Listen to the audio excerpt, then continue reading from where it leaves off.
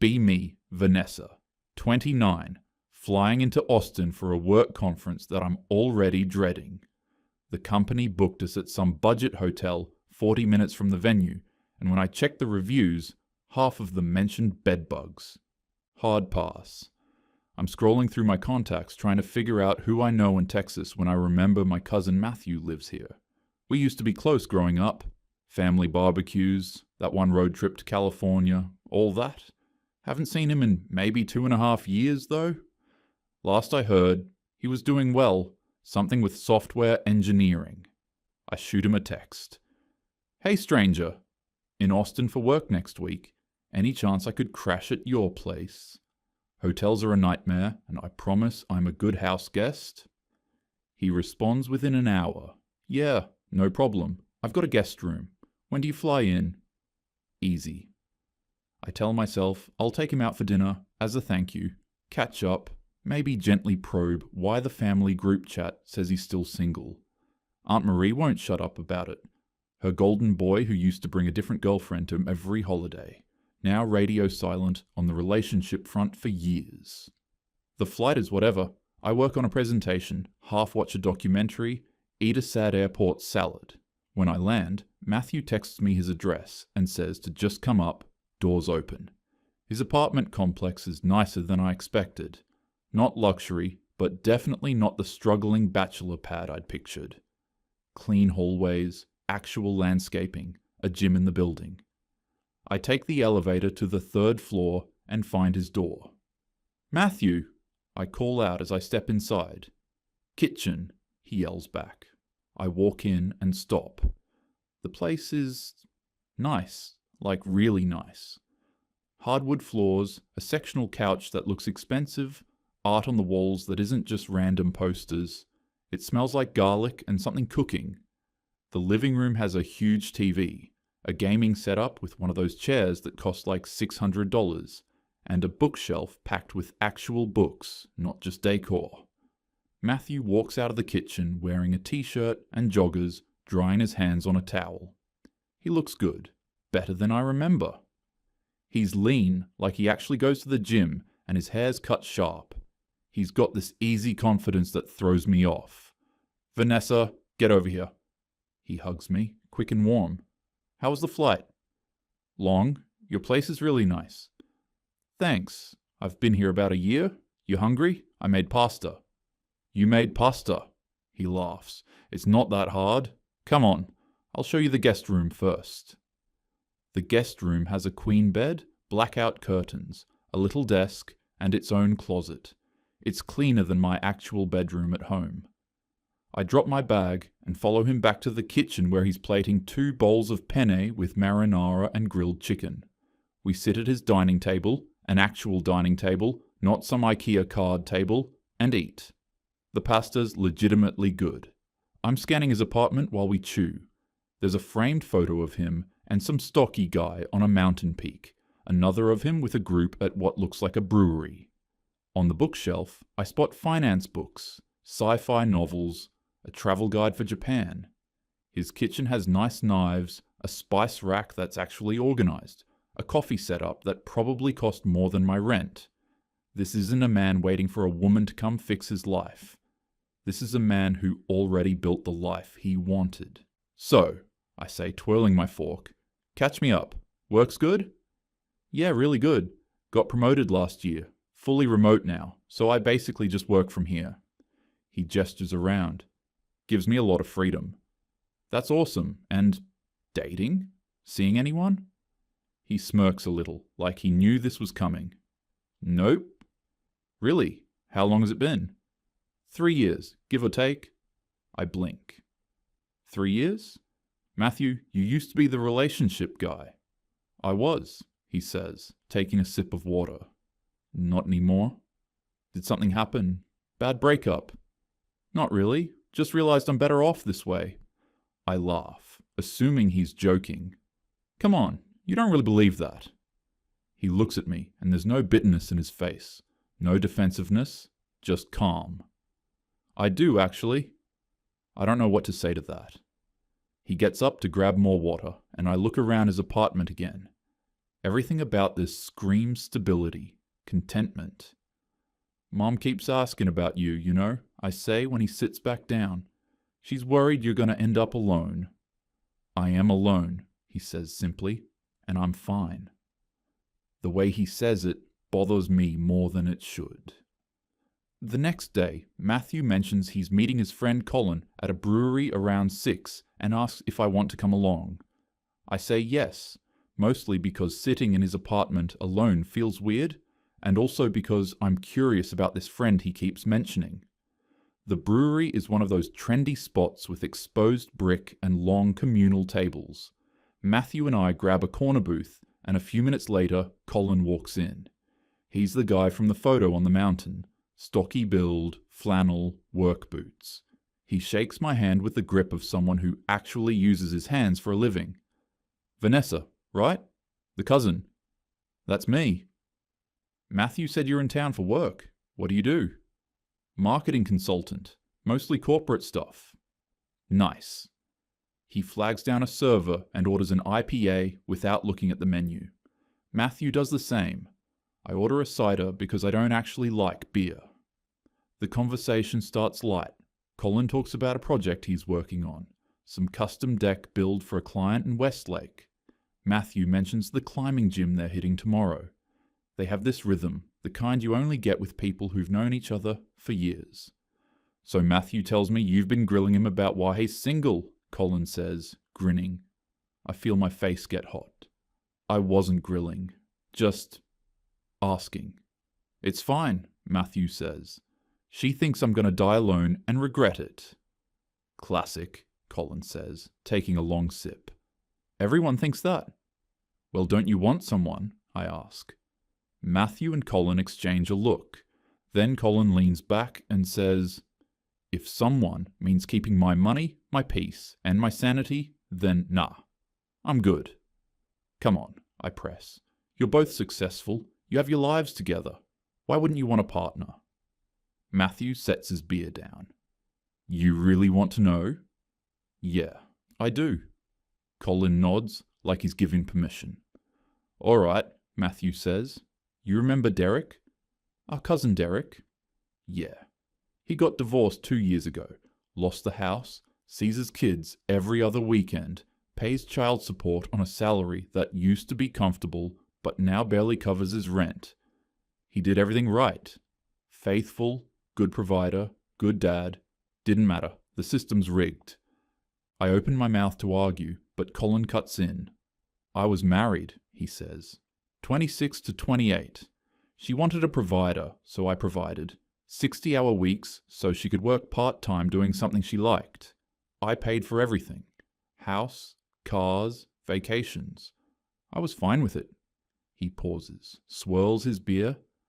But she also wanted me to split chores 50-50, do all the emotional labor, ask permission before making decisions. She wanted a traditional man without being a traditional woman. And any time I had a problem, I was controlling or insecure. She'd go out every weekend, post photos that made me uncomfortable, but if I said anything, I was possessive. Colin looks at me, not angry, just tired. I wasn't a partner. I was a utility. And when I stopped being useful, I was replaceable. The server drops off another round. I didn't even see Matthew order it. My last relationship, Matthew says, was 2 years of walking on eggshells. Every day was a new fight. I didn't text fast enough. I played games with friends instead of watching her shows. I didn't plan enough dates, even though she never planned any. She'd use therapy words to justify everything. I was emotionally unavailable. I wasn't doing the labor. I needed to show up for her. But when I asked what she was doing for me, I was being selfish. He takes a drink. Now I wake up and do what I want. See who I want. Travel when I want. No one's mad at me for existing. I'm happier than I've ever been. I want to argue. I want to tell them they're generalizing, that they're scared, that not all women are like that. But I don't. Colin finishes his beer and stands. I gotta head out. Early start tomorrow. He claps Matthew on the shoulder, nods at me. Nice meeting you, Vanessa. And hey, I don't hate women. I just love my peace more. He walks out.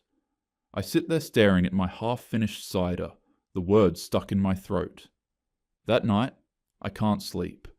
I'm lying in Matthew's guest room, replaying everything. Derek's divorce, Colin's marriage, Matthew's ex. It all comes down to 5 things. 1. The system punishes men financially. 2. Women want traditional benefits without being traditional. 3. Relationships feel like minefields. 4. The math doesn't add up anymore. Debt and baggage versus demands for perfection. 5. Men remember every rejection when women finally settle for them. I want to argue with all of it, but I can't, because I've done every single one of those things. The next morning, Matthew asks if I want to tag along to the climbing gym. I'm not really into fitness, but I say yes because I'm still processing last night and I don't want to sit alone with my thoughts. The gym is massive, walls covered in colourful holds, people in harnesses dangling from ropes, the smell of chalk dust everywhere. Matthew changes into workout clothes and meets Colin near the bouldering section. I sit on a bench with my phone, pretending to answer emails while watching them climb. They move like they've done this 1,000 times, chalking their hands, planning routes, calling out encouragement. When Matthew reaches the top of a particularly tough route, Colin whoops and they bump fists.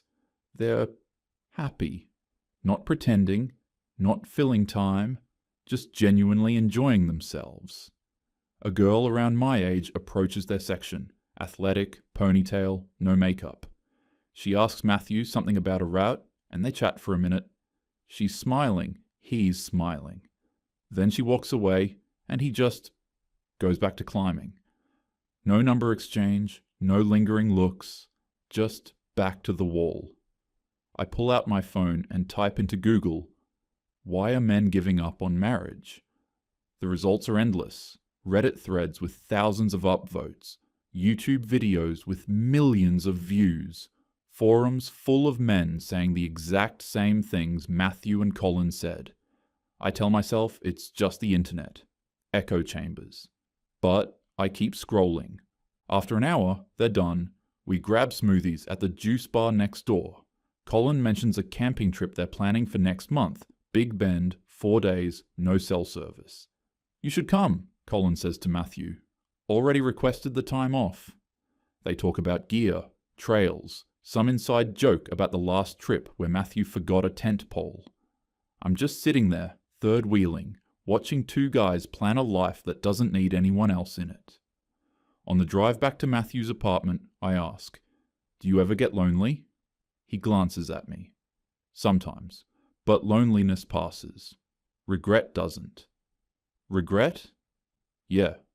Regret from choosing wrong, losing half your stuff, becoming a weekend dad. That doesn't pass. I don't have a response to that. Back at his place, I work from his dining table while he's on Zoom calls. I keep watching him through the open door of his room. His routine is so structured, intentional. He's not filling voids, he's not distracting himself. I catch myself comparing. My routine is coffee, emails, doom scrolling, complaining to my group, chat about men, then more emails. His is purposeful. He wakes up, works out, works, plays guitar, games with friends, reads before bed. I tell myself he's just good at faking contentment, that he's probably lonely at night. But I've been here 3 days now. I've seen him at night. He's fine. He's always fine.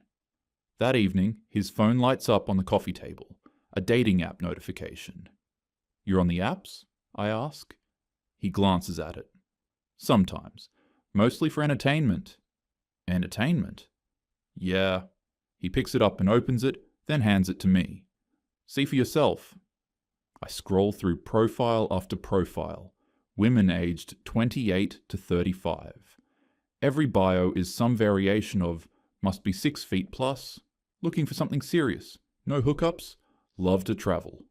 Group shots, heavy filters, bikini pics, some mention being single moms, student loans. Still figuring life out. Matthew takes his phone back. They all want a top 10% guy. Meanwhile, most of them are bringing debt and baggage. Where's the incentive? How many guys did you swipe left on because they were boring? He asks. I think about my own profile, my own bio. Looking for someone who can keep up. Must be ambitious. I think about the guys I rejected. The accountant who was sweet but too quiet. The teacher who didn't make enough. The IT guy who wanted to take me hiking. What happened to those guys? Matthew asks. I don't answer. They're doing fine. A lot of them make good money now. They're in shape, they have lives they like, and they're not on the apps anymore. They opted out, because they spent their 20s being rejected by women who wanted someone better. He's not being mean. He's just stating facts. On my fourth night, Matthew says Colin's hosting a small dinner at his place. Just a few guys from their friend group. He asks if I want to come. I almost say no, but curiosity wins. Colin's house is in a suburb outside Austin, modest, well-maintained, a truck in the driveway. Inside, there are 3 other guys already there, 2 in their early 30s, 1 maybe late 20s. They're friendly, shake my hand, make small talk. Colin's grilling steaks in the backyard. Someone brought beer. Another guy brought a speaker and puts on classic rock. It's casual, relaxed. No one's on their phone. They're just present. Dinner's on the patio. The steaks are perfect. Someone made a salad. There's garlic bread. We eat and talk, work, sports, some story about a disastrous fishing trip last summer. Then one of the guys, Eric, mentions his ex. She texted me last week, he says, laughing, after 3 years, out of nowhere. What did she want? Matthew asks. Didn't say, just, hey, how have you been? I left her on red. Smart, Colin says. She's the one who left, right? The younger guy asks. Yeah. Said I wasn't ambitious enough. I was managing a gym, made $45K. She wanted someone who made 6 figures. So she left, dated some finance bro for a year. That didn't work out, and now she's sliding back. And you're making, Matthew asks. 85. Opened my own gym last year.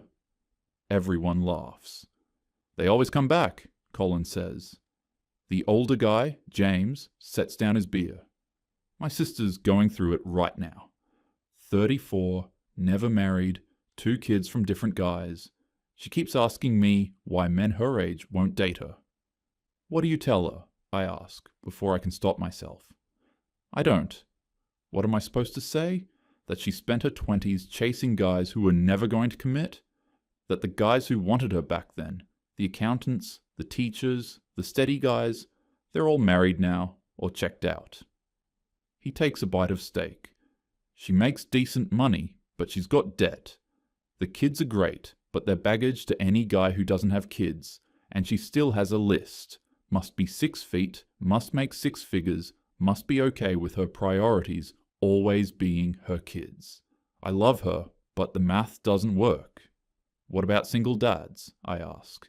Single dads with their shit together are getting women in their 20s, Colin says. Why would they date someone their age with more complications? I'm sitting there, quiet, just listening. They're not bitter. They're not angry. They're just done. My ex is engaged now, the younger guy says. Saw it on Instagram. Some dude who looks exactly like what she said she wanted. Good for her, I guess. You miss her? Eric asks. Nah, I missed who I thought she was, but that person didn't exist. The conversation shifts to the camping trip, then to some movie they all want to see. I excuse myself to use the bathroom. Inside, I pass through Colin's living room. It's clean, masculine, comfortable. There's a photo on the shelf, him and a woman on their wedding day. I stare at it for a second too long. When I come back outside, Eric's talking about his current dating approach. I have 3 rules now, he says. If she has more than $10,000 in debt that isn't a mortgage or student loans, I'm out. If she talks shit about her exes on the first date, I'm out. If she mentions what her friends think about me before I've even met them, I'm out. That's harsh, I say. Is it? He looks at me. I spent my 20s being told I wasn't good enough. Too short, not ambitious enough, too boring. Now I'm good enough? Now I check the boxes? Why would I sign up for someone who finally settled for me? Matthew nods. Most guys I know have lists now, not height or income, actual deal breakers. No single moms, no women with OnlyFans or spicy Instagrams. No one who can't cook or refuses to split chores fairly. No one who thinks their degree makes them better than a guy in the trades. Women have lists, I say defensively. Exactly, Colin says. So why are we the assholes when we have standards too? I don't have an answer to that. The conversation shifts to the camping trip, then to some movie they all want to see. I excuse myself to grab another drink from the cooler. When I come back outside, Matthew's talking. Vanessa asked me the other day what I'm offering, he says. Like, to a potential partner. I freeze. And, Eric asks. I told her, stability, loyalty, effort, intention. I'm in shape, I make good money, I have hobbies and friends, I'm emotionally available if the person's worth it. But I'm not competing for someone who sees me as a utility. Colin raises his beer. Amen. They all clink bottles. I feel like I'm watching something I'm not supposed to see. A world that doesn't need my approval, doesn't need women's approval. On the drive home, I ask Matthew, do you really think most women see men as utilities? He's quiet for a second. Then, I think most women want the benefits of traditional relationships without offering anything traditional back. They want men to pursue, to lead, to provide, to protect. But they also want 50-50 everything. And they'll call you a misogynist if you expect them to cook or clean or show appreciation. That's not fair. You dated Jordan for 2 years. Remember him? I freeze. He was a teacher, made $45,000 a year, loved you, wanted to marry you. You left him because he wasn't ambitious enough. I remember the exact moment I decided to leave him. We were at his apartment and he was excited about getting approved to teach summer school. An extra $3,000, he was so proud. And all I could think was, this is it? This is his ambition? Meanwhile, I was 26 with $18,000 in credit card debt and no savings. But somehow, I still felt like I was settling. Now you're upset that guys with money don't want to commit, Matthew says. But why would they? You spent your 20s selecting for the top 10%. Those guys have options. Why would they choose someone who sees them as a paycheck with a personality? I sit there, silent, staring out the window. For the first time in years, I feel something I've been avoiding, accountability. My last morning in Austin, I'm packing when Matthew knocks on the door frame. You need a ride to the airport? I got an Uber, thanks though. He leans against the frame. You good? Yeah, just a lot to think about. He nods, doesn't push. We hug at the door. He tells me I'm welcome back any time. No bitterness, no lecture, just Matthew, unbothered, already planning his afternoon. In the Uber, I stare out the window. My phone sits in my lap. I pull it out and open Instagram. My fingers hover. Men are so afraid of strong women these days. I type it, stare at it, delete it. I open my texts, scroll to my best friend. I think my cousin might be right about some things. I stare at that too, delete it. I type instead, men are so checked out these days. Send. At the gate, I'm scrolling through dating apps, but every swipe feels different now. Less confident, more aware. I tell myself I'm just tired, that Matthew's an outlier, but deep down, I know I'll be replaying these conversations for a long time. Later, Matthew texts a photo, him and Colin at the climbing gym, grinning mid-route. I stare at it. They're fine, thriving even. I'm the one sitting here, spiraling. I close my phone and lean back. I told myself they were the problem. But what if I was?